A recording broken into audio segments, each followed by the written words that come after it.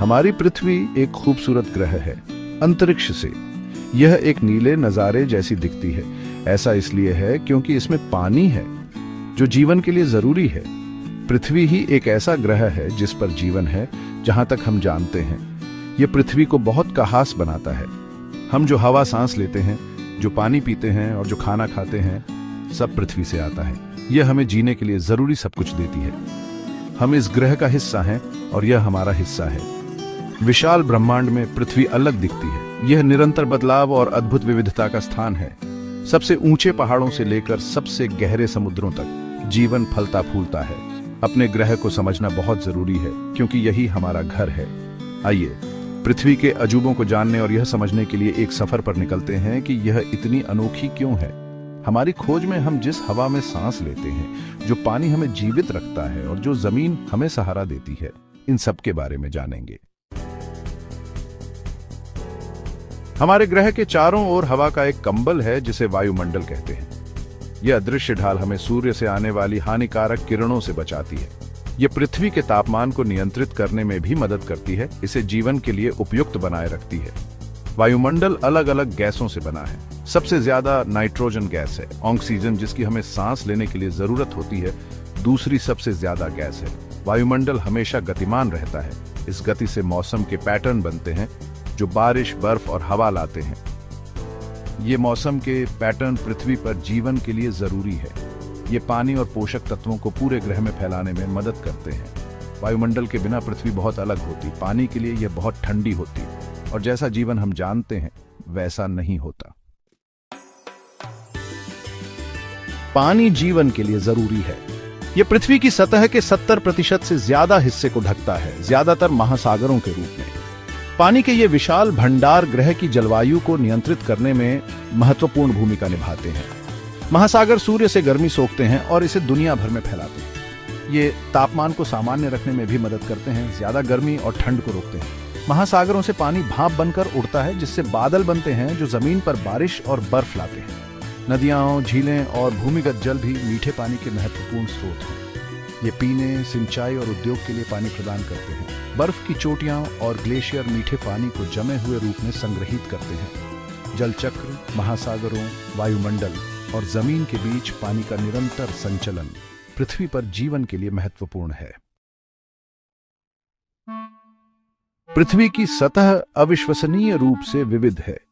ऊंचे ऊंचे पहाड़ आसमान को छूते हैं, जबकि विशाल रेगिस्तान महाद्वीपों में फैले हुए हैं। लुढ़कती पहाड़ियां उपजाऊ मैदानों को रास्ता देती हैं और गहरी घाटियां जमीन को काटती हैं। ये भू आकृतियां विभिन्न शक्तियों द्वारा आकार लेती हैं, जिनमें टेक्टोनिक प्लेटों की गति, अपर्दन और अपक्षय शामिल है।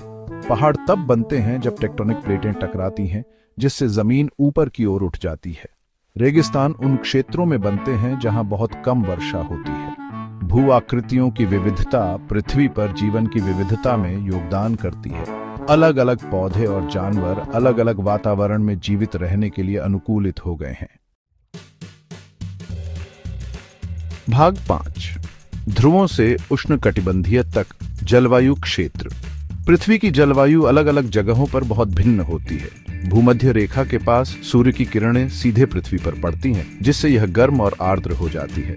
ध्रुवों के पास सूर्य की किरणें पृथ्वी पर एक कोण पर पड़ती हैं, जिससे यह ठंडी और बर्फीली हो जाती है। तापमान और वर्षा के आधार पर हम पृथ्वी को विभिन्न जलवायु क्षेत्रों में बांट सकते हैं। उष्णकटिबंधीय वर्षावन भूमध्य रेखा के पास पनपते हैं, जबकि बर्फीले टुंड्रा ध्रुवीय क्षेत्रों पर हावी होते हैं। शीतोष्ण वन, घास के मैदान और रेगिस्तान बीच में पाए जाते हैं। ये जलवायु क्षेत्र विभिन्न प्रकार के पौधों और जानवरों के जीवन का समर्थन करते हैं। प्रत्येक अपने विशिष्ट वातावरण के अनुकूल होता है।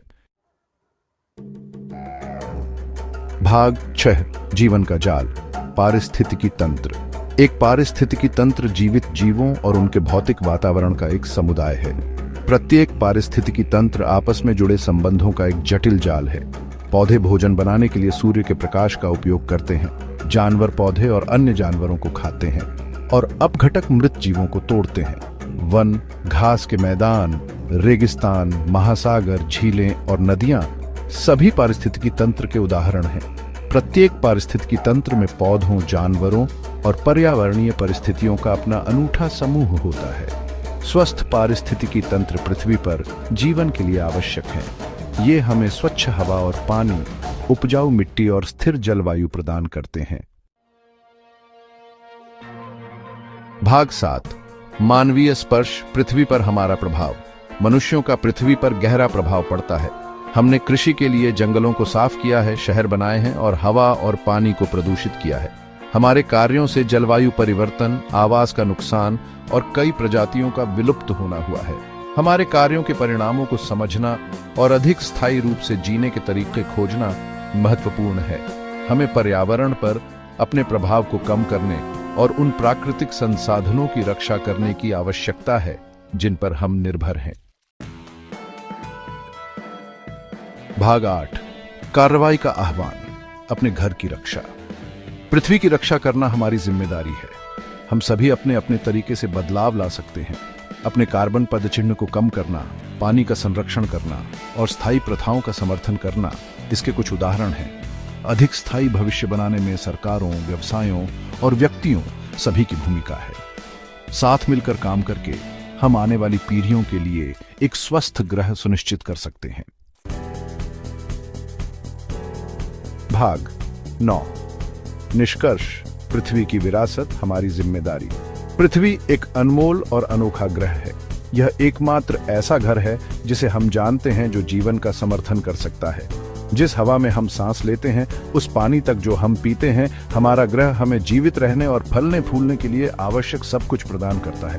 आने वाली पीढ़ियों के लिए इस नाजुक नजारे की रक्षा करना हमारा कर्तव्य है। सभी जीवित चीजों के परस्पर संबंध को समझकर और अधिक स्थायी रूप से जीने के लिए सचेत विकल्प बनाकर हम यह सुनिश्चित कर सकते हैं कि पृथ्वी आने वाली सदियों तक एक जीवंत और जीवन रक्षक ग्रह बनी रहे।